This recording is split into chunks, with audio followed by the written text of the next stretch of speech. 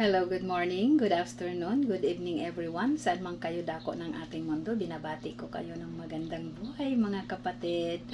Welcome back to my channel, Beatrice Adventures, and also welcome back to my page.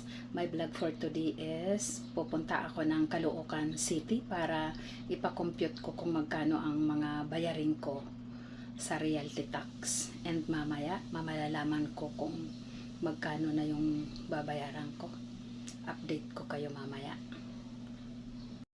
Ayan, paalis na ako.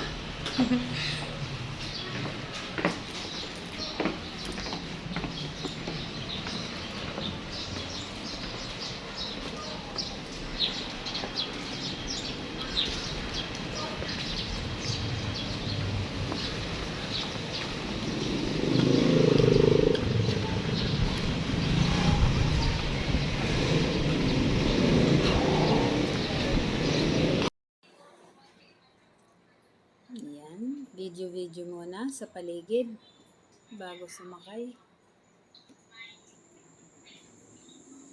Habang naghihintay ng masakyan.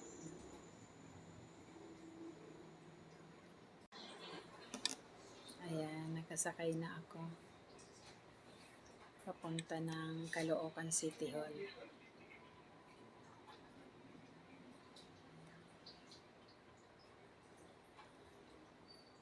Okay. Kararating ko lang ng City Hall ng Caloocan. Magbabayad ako ng tax.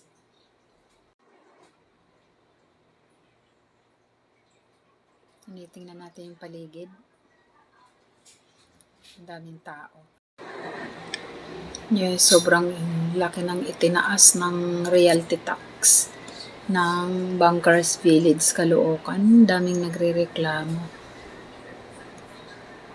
Ayan.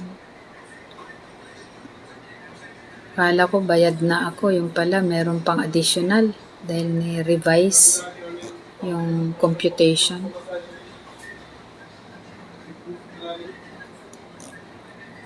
Kaya napakalaki ng binayaran ko. Pero okay na. Nabayaran ko na siya hanggang 2024. So next year wala na akong problema. Ayan, pauwi na ako.